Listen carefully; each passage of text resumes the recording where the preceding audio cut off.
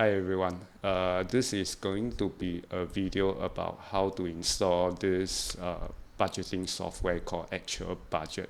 Now, in the last video, I actually show people how to install this self-hosted budgeting software called Actual Budget on your own desktop systems. I think I show it on Windows, so you can check out the link in the show notes how to actually go about installing.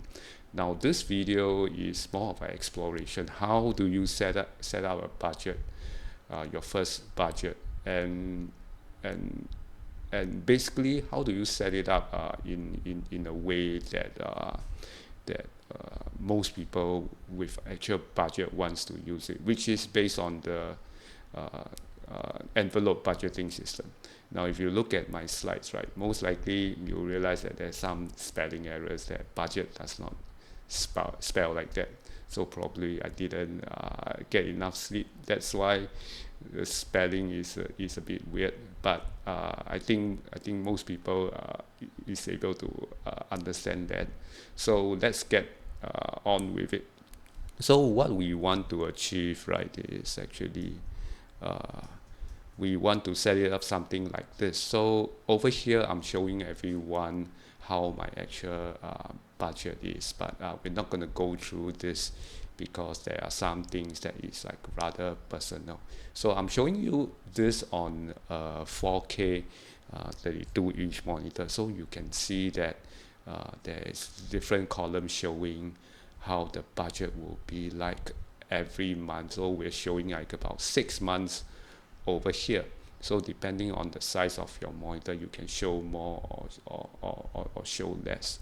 So we can start immediately, but before that, let me go through some primer regarding what envelope budgeting is, so that you have some context how actual budget is supposed to be used.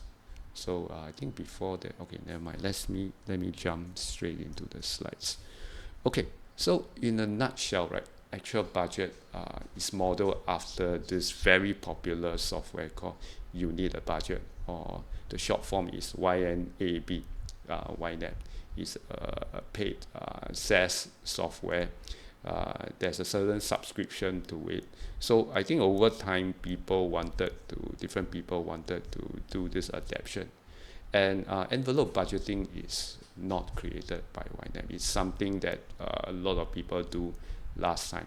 It's just that YNAB, you got to give them credit. They do a very good job in creating a system that is very comprehensive to manage it. In fact, I think there's a lot of value to actually pay for it.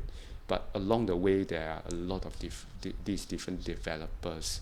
They try to adapt the version of it, and I think they kind of take a lot of the ideas from this version of YNAB, or even the older version of YNAB, because a lot older version of YNAB is very good to use already. So what is actually envelope budgeting? Envelope budgeting, right? There's another name, the official name for it, which is called zero-based budgeting, which is basically every month you have some pay that is coming in, whether it's weekly or most often is monthly in this place of the world. Or maybe some of you have more income. You have rental income, and the general idea is that if let's say your take home is like $5,000, right, you should fully allocate this $5,000 to where you are going to spend in the future, and that will entail near-term spending, those spending that you will spend maybe in the next month or tomorrow, but also spending that is a few years down the road. So there are big goals, like let's say your children's university, which may be 15 years away, or your retirement that is maybe 25 years away. So why do we need to allocate like this $5,000 to zero? Because you should be making efficient optimization with your paycheck, they should go to a certain goal. And this application, actual budget, really helps you to actually do something like that, because I think in the past, what people would do is that, okay, maybe you earn $2,000, and then you will have about 10 different envelopes. Then outside the envelopes, you write, okay, this is for my food spending, this is for my utilities, and this is for me to actually buy any household maintenance, all those sort of stuff. Then you just put money inside there. And it's a very good system, because like why a lot of people swear by it is it's because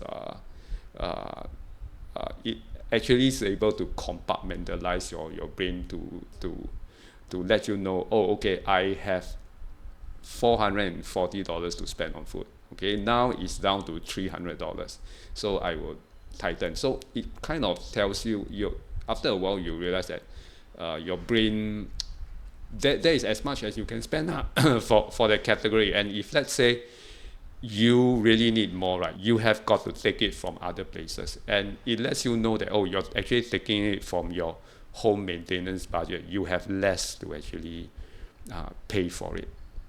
So this is a part of it that is kind of helpful. So in this illustration, you can see that $5,000, you actually break it up into these different amounts. And one thing you realize is that it doesn't add up to $5,000. This is what I actually allocate to a few of how I break up my expenses, how I actually group them up. And it's not to $5,000. This is a kind of a negative demonstration, but I have to tell you like how in theory it actually works, because the rest of the money that I don't put it inside, I'll actually put it inside one category called buffer, which is like an emergency fund, because I really have no idea what to actually spend on. Okay, so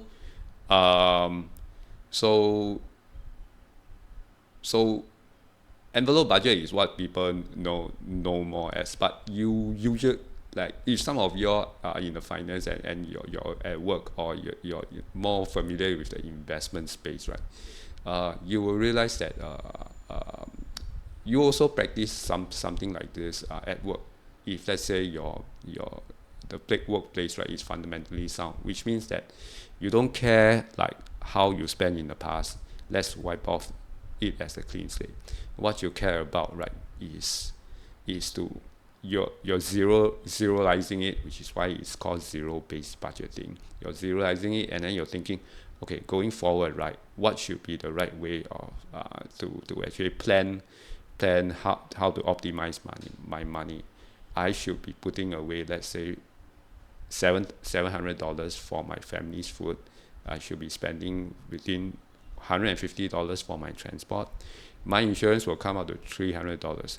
Now, in the past, I'm spending like about $800 on entertainment. I don't want to do it there anymore. I want to constrain it to $500. Let's give it a try. So you're planning going forward, which means that you're actually zeroizing the budget, and then going forward with it. Okay, now we're going to go through one example, and we need some data to actually get us started. So the first thing is that I'm not going to put in my actual account, but let's start off like this person's, like, currently they own about $80,000. 35,000 is in an OCBC account, and then 45,000 is in this DBS account. So that should get us started. So this one is to simulate that, okay, most people, you will have some bank accounts, you will have some investments accounts here and there, and probably you have some credit cards as well. Okay. Now, this person, the take-home income is about $500. So some of you might actually earn more, and you will need to figure out it yourself. So, say for example, let's say, I think usually it's like 20% of your take-home, but if, let's say,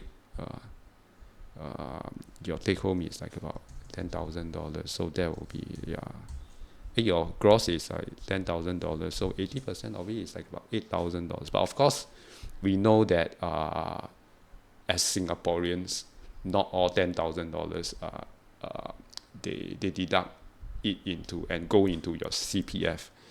It might be lesser, so it might be the case. It's more like, I think if I remember correctly, I think they're changing, but prior to this is like $6,000 is like about 80% of it, so 4,008 plus maybe the other 4,000, it's about eight. If you earn 10,000 a month, right, then your take home is like what, $880. So this $5,000 is to simulate something like that. Now we're gonna have a few categories to actually guide us, and this is how I actually set up my own budgeting, and you don't have to follow this, but this gives you a certain starting ground. So what you see over here, these green ones, right? These are like these budget categories. It's a way to actually group some of these categories together, and these categories are like your envelope. You can call it envelope, budget, bucket, pots, or anything. Basically it's containers, and from this you will understand the idea is actually they want to compartmentalize how you think about it. So but it's good to have these category groups, right, to actually bundle them together so that you can understand, for these few envelopes or these buckets, right, they have a certain common theme, and what is that common theme. So I think in the future episode we'll go deep into this one, but just to give you a certain idea, you just go along with these categories. So we have essential food and groceries. We put them together. That's about we're gonna allocate $380 per month to it. Transport, $120. Essential medical expenses, $160 per month. We bundle the utilities, conservancy charges, and essential replacement. So those who are living in condos, probably you don't have conservancy, you have your condo maintenance fee. So this might be a good category to add up. Then of course, aside from that, you have other home maintenance. Things break down and then you need to actually replenish this. So yada, a few things. These are most likely what you're gonna spend in the next month or very frequently. But there's also some things like your investments that you put it away, and you can allocate it to this. You're not technically spending it, but you're allocating money to it. So in this case, on the investments end, we're actually like gonna put away like about $1,000 of that $5,000. And for some of y'all, you'll be allocating money to your buffer or income tax. So in this case, I'm allocating $600 to it. Now we're not going to pay income tax immediately, and for some of y'all, you might be paying it off in one full chunk. And so, but before you can pay it off, you have to save it over time. So this $600 is like, you can imagine that adds up to be like about $7,200 per year for you to pay your income tax and all. Okay, so these are some of the more fun categories. So I call that flexible scans, and these are different categories that is more flexible spending, but it's also what makes life interesting. So like premium meals, this is aside from the typical meals that I eat. Okay, so now let's not delay this one, and let's just get straight into it. So over here, right, I think we can, this is my budget. We're not going to use this one. We can close this file, and I think we can create a new file. Okay, so this is a new file itself, and you can see it is blank, nothing much over here. And we can rename this budget. So let's say, for example, we call this let's say an investment modes budget test. Okay, so that's what it's gonna call. Okay, so I'm now gonna minimize this so that we can have this one side by side. so that it's easier for me to reference. So over here, so we're gonna set up something like that. Now we have two accounts over here, which is OCBC and DBS. So over here on the left hand side, left hand side, you have this portion where you can actually create your account. So we're gonna name this one OCBC, okay? And then you have you can set this one as different kind of things, which is very common: savings, credit card, investment, mortgage, debt, and other. I think it's not important. So I like to put all these as savings. There's this thing called off budget. What it means is that this account, right, you don't want to consider this as your budget, but you want a certain way, you want to use this as a note taking how much inflows and outflows that you want to take place for that account itself. So this OCBC, we want it to be part of our budget. So we're not going to check this. And then over here, we're going to put 35,000. Okay, that's great. All right, we have this. So you can see the starting balance over here. They put $35,000. And if you didn't put a starting amount, don't worry. There's a way to, I think there's a category called starting balance, which you can actually put it in. Okay, now let's put in the other one, the DBS account. Okay, let's say, for example, I put this one as savings, but let's say I don't put a starting balance. So you can see there's no starting balance, but in a certain sense, over here, we can put this one, we can still put this one, starting balance. Okay, so payment is a negative, deposit is a positive. So since we're putting money in, right, it's a positive. So let's put 45,000 over here. Okay, so now we have $80,000. This is what I own, okay, currently, before all these things. Okay, now next we are going to set up the actual budget itself, which is like there's of course the income every month, but also these categories. We're going to set up these categories of itself. So if you come over here, you can see it's showing $80,000. So my preference is to actually, like, if you want to set up something like that, right, you choose a certain month, right, like maybe now is June, somewhere in the middle of June 2023. If you want to play with all these things, you get closer to the end of the month, right, and then you start doing this for the next month, like start in the month of July. And so in this case, if let's say we want to play around with it, right, we might want to actually say that, okay, let's start somewhere in May. Okay, so over here, let me edit this one. Instead of June, right, let's put it somewhere. We start this one in this time period, and then let's hope that adjusts things. Okay, so over here, I'm also gonna adjust this one to, right? Okay, so let's go back to the budget. So you can see that in May we have this $80,000. There is to budget. So this is what I currently own, but in a certain way you can see that this 80,000 we have to divide them into different goals itself. Okay, and this is the essence of it. Is like money has to go somewhere. Okay, it has to go towards a certain like financial goal, be it short term or intermediate term or long term that you wish to commit to. So we have some categories over here. You can see general, and they actually put it into certain expenses, but we're not going to use them. So what I'm going to do is I'm going to delete all these stuff. Okay, this is by default. You can see over here. We are going to do it for May. We're gonna start with May. You can see there is this one is by default. This is the income that is coming in, what you are actually receiving, and then your starting balance. So I have about 80,000 starting balance here, 80,000 to actually allocate to.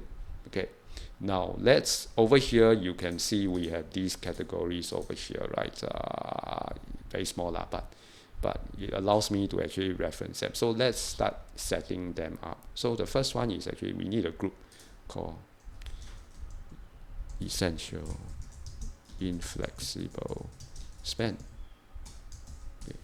That's a way to actually set up. Then okay, maybe we set up all the groups first. Basic inflexible spend. Okay, one more. Funded from other sources. Other sources. Okay, what else? Okay, work and business. By right, you shouldn't have too many of these groups, but depending on how you frame your expenses, right? Sometimes it makes sense to have more of these categories. But generally, my advice is if you're starting this, don't start with some very outlandish kind of very elaborate kind of systems. So start small. Once you understand it, then you move forward. Okay. So we have set up all the groups already. You can see that there's this small triangle over here to open. Now let's go back to essential inflexible spend, and then we're gonna put in these categories.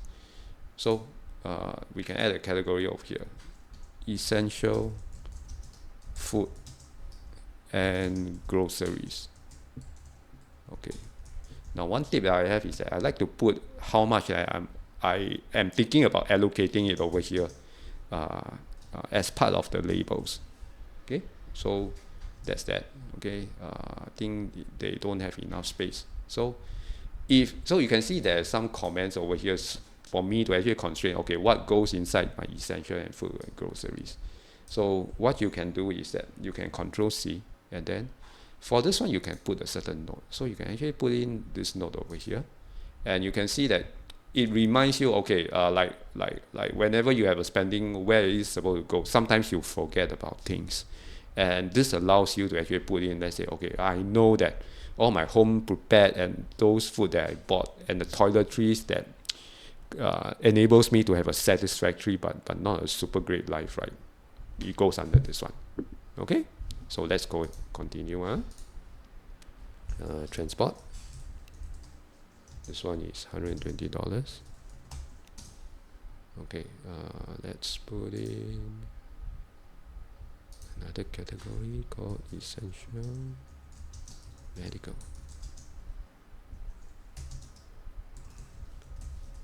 Okay, now I'm under a little bit of stress because this is quite useless for everyone to see me go through this process one by one. Okay, so once you have this right, actually you can reorder this, because sometimes you prefer this one to be on top, like you prefer them to in a certain order, like so you can essentially order them. So over here, let's go into the other one, basic. I think we'll have another session to talk about like why do I group my expenses this way, so that you can have some idea over here. But you actually make this you actually like make this video quite hard to watch if, say for example, I go deeper into this.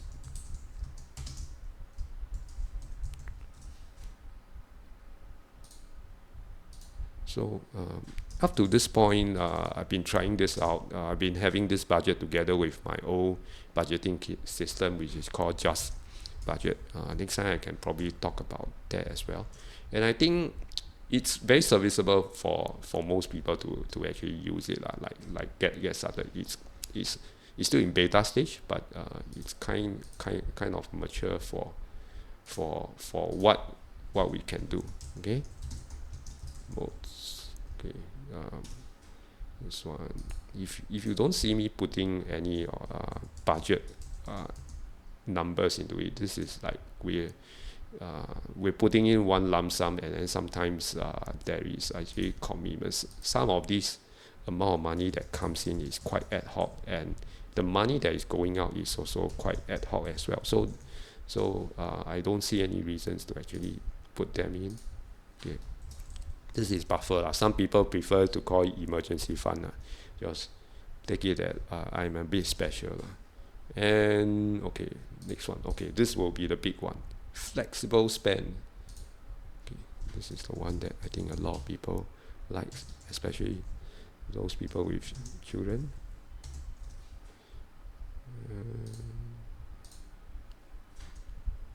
Entertainment and hobbies. Please gotta make it just faster. Gives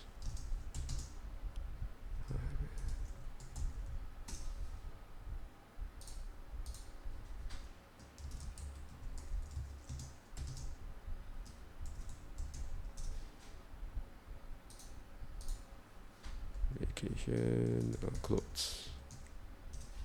Okay. SaaS. Okay, SaaS stands for software as a service. So basically, this is a category to actually group up all the miscellaneous monthly or annual fees that we pay. Things like your Netflix. Sometimes maybe some of y'all use Grammarly, like myself and all.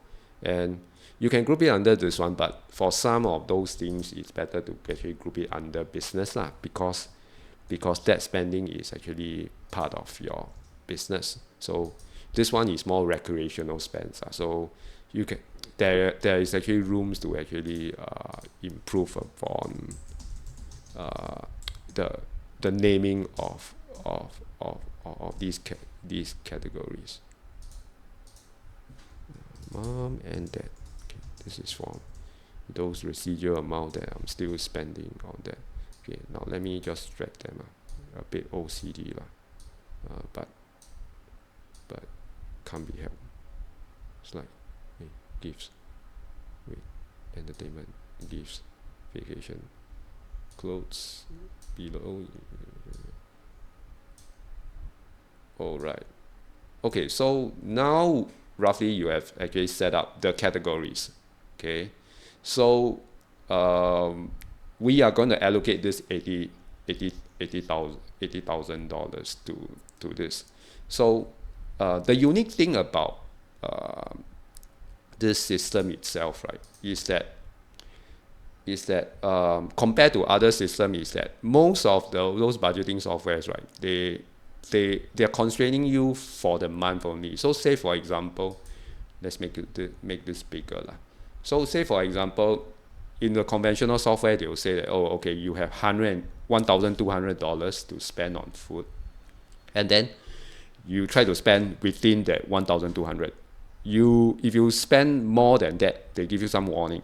Okay, then next month comes along, right, and then they reset that, okay, that you are supposed to not spend more than $1,200, and that goes on for month and month. Basically, most budgeting systems, they put a constraint on how much you can spend. But for this envelope budgeting system or zero-based budget, right, you can imagine that these are containers to allocate like what you have left for that category. So in a certain sense, if let's say you did not finish spending your food, right, you might have about $200 left over. So next month comes along, right, you have $200 plus whatever that you allocate to it. But maybe $1,200. You have $1,400 to spend on food. So it keeps track of your spending this way. So in a certain sense, whatever that you have, that $80,000, right, it's supposed to go into some of these categories. So you can imagine, okay, for this food, right, prior to this, I still have $1,000. Then for this one, I have like about $400 left over. So as you can see, when I put in more budgeted amounts, right, over here, this to budget starts going down. Okay, so essential meals, right? I think essential medical. Let's say, for example, I've saved up about 1,200 that I have earmarked for my medical. Let's say my utilities is like about these these accounts that you're supposed to spend more, right? They shouldn't be too much lah. So they should be lesser, and because you are supposed to spend quite close to how much you actually budget for, except for certain categories like, let's say, other medical. These are because you're not going to get sick so often, but you're actually preparing for rainy days. So you can imagine that you have higher amounts for this. Now investments, you're not going to spend them, okay, but you're going to consistently allocate for it. So you can see that it is possible for me to allocate 40,000 to it. This is actually to track my spending. Now insurance, sometimes you have you pay an annual premium for it, so you're actually saving up towards that, and so you could envision to have more money for this one. So not to worry. Let's get down to this. Let's say buffer, we put $10,000. Income tax, I think, let's say, because it's the middle of the year, let's take it that we have this. Maybe this one I have 1,000. This is like I have 1,000 here. Okay, now all these things, let's say, entertainment, let's have more, and let's say gifting, we have more, because there's a lot of people to give, and then you have this, and I think clothes don't need so much, okay. And I think says also, let's not start with so much. This gift one, I put it at 0 first. This one I put it at 0, and you can see I still have $12,000 to allocate. So I have to allocate them somewhere, okay. So this is a way. So you have to have a certain way, like have a certain idea inside your mind for each of these things, how much you will actually put away. So let's say entertainment, let's just check it out lah, just for example purpose. We'll do another video next time, if possible, on some of the thinking behind some of these expenses. So okay, medical, let's put it up. Okay, 直接 $2,000. Okay, investment modes, $2,000. Okay, big strike beyond. Okay, this one more. All right, so we have finished all of this, and you can see there's no more money to budget. So in a certain way, this allows you that today, if you're going to spend, if you're going out to buy food, right, you know that you have $1,000 over here. You have a balance of $1,000 left. And if no money comes in, you can see that it keeps track of this $1,000, $1,000. We can just keep going different months. You can see you will always have this amount of money. So let's go back so that we don't confuse. Okay, so let's go through an example, right? Let's say in June, right, you bring in $5,000 in income. What will happen? Okay, let's not bring in $5,000. Let's take it that you will earn your $5,000. The income will come in maybe on the 5th of June, but there's some spending taking place. So where should you key in all your spending? You should be keying in this OCBC or DBS account, depending on where you're actually spending the money from. So for some of you have a designated account where your family, your wife and yourself will actually withdraw money from to spend. You can use that account to start. If let's say some of you prefer to be even granular, you can just add, right, and then you can just add a wallet just to compartmentalize, to know that you're actually spending from your wallet. But I don't do that. In fact, if you look at my spreadsheet, I only have one of these categories. I treat all my money, all my physical accounts together. Now, one thing to note is that like the separation that you need to think of is over here. These are like your physical accounts. These budgets, right? These categories, right, are your virtual envelopes, and these are to help you frame things. This is actually what's happening. So to start spending, right, let's say for example I eat something today. Today is maybe, okay, we don't say today lah, we say, let's say 2nd of this month. So I can put in some notes. I usually don't use this thing called pay. So let's say food, you also don't put in notes. So usually it's like I'll come over here and then I'll put, okay, I bought something, okay, that's $6. Okay, then you enter it already. So let's say for example there are some in fact I think there are some monies, let's say for investment modes.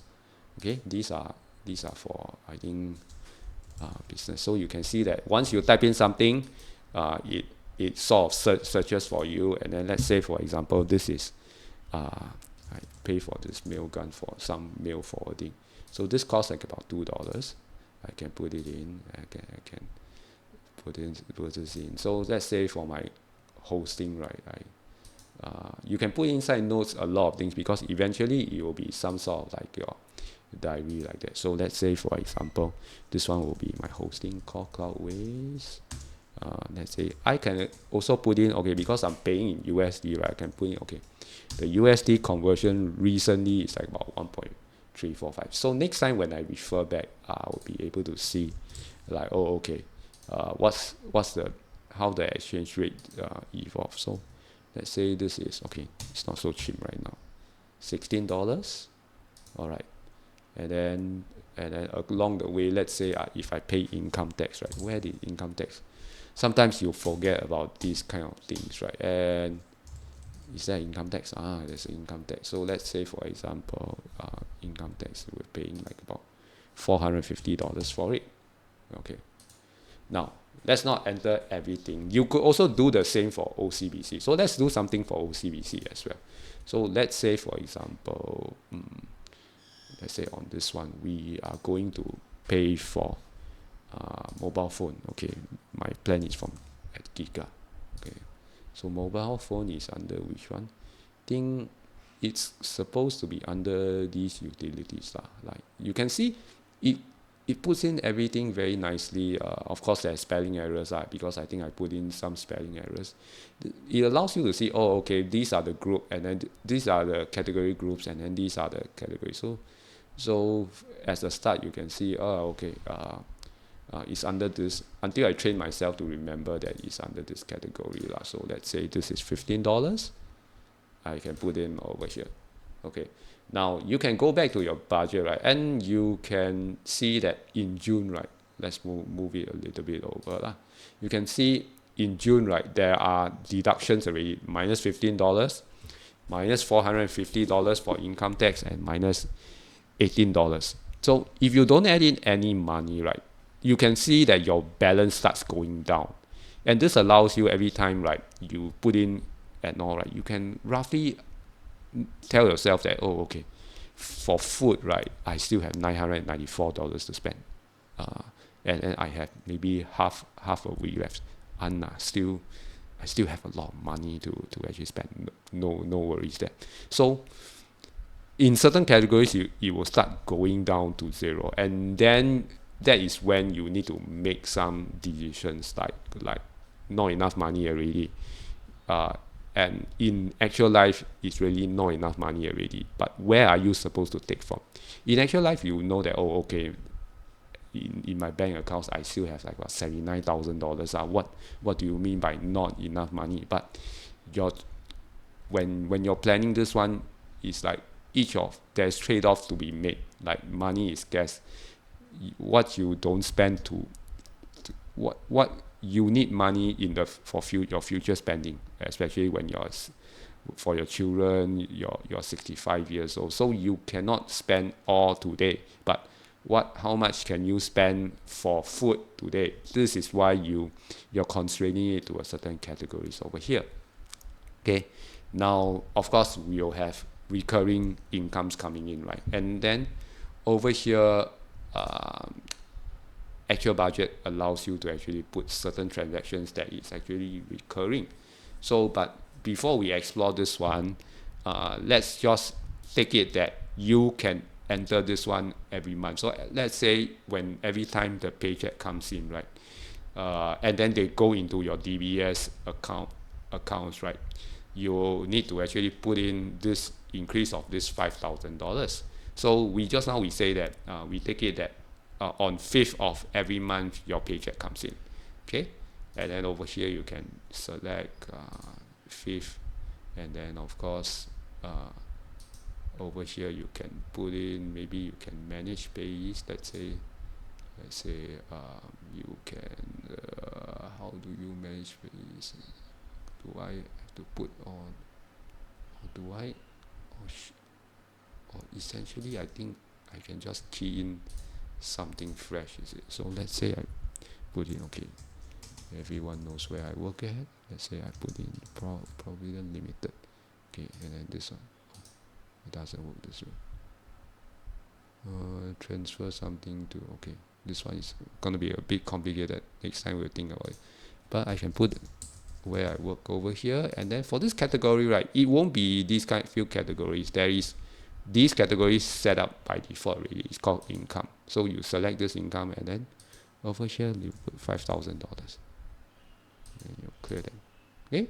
So as you can see, these are in kind of chronological order, and then when you put it in, you can see that since you put it in on the month of June, right, you have $5,000 to budget for month of June, and then you have to think about, with this in mind, right, you can think about where to actually allocate this $5,000, and you don't have to allocate them exactly like what I've set it up over here, like $380 for essential food, $120 for transport, because you have these balances over here. Some of these balances they have accumulated over time because you didn't spend so much, right? And you don't have to allocate so much to it. So with a very clear view of how much you have for that category, right, you can then allocate this $5,000. Like say for example, okay, food, I will still continue to allocate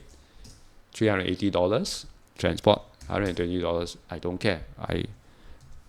You can see as a key enter, they go on to the next category. So it's very smooth for you to actually put in some of these things. Now medical, it's already a lot already. I don't want to increase, but home maintenance I will still increase because for some reasons things do break down over time. Now investments, I'm gonna put in 1,000 regardless. Okay, insurance I will put in $300 because there's a lot of ad hoc annual spends that you just take this $4,300 you see over here down to a lot. Okay, so then for example, income tax I will continue to put. These I'm not gonna put. Now that I have more money, right, I can actually put into more of these lah. Think no issue lah. 150, and then clothes, maybe this month you put in some more, and then the rest I'm not gonna put in. Okay, this one I still continue to put $5. So I have 1180 over here, so most of the time I'll just put them into my emergency lah. Emergency, it's so that next time if let's say some categories is like almost going to negative, right, I can take this buffer and then go and save that category itself.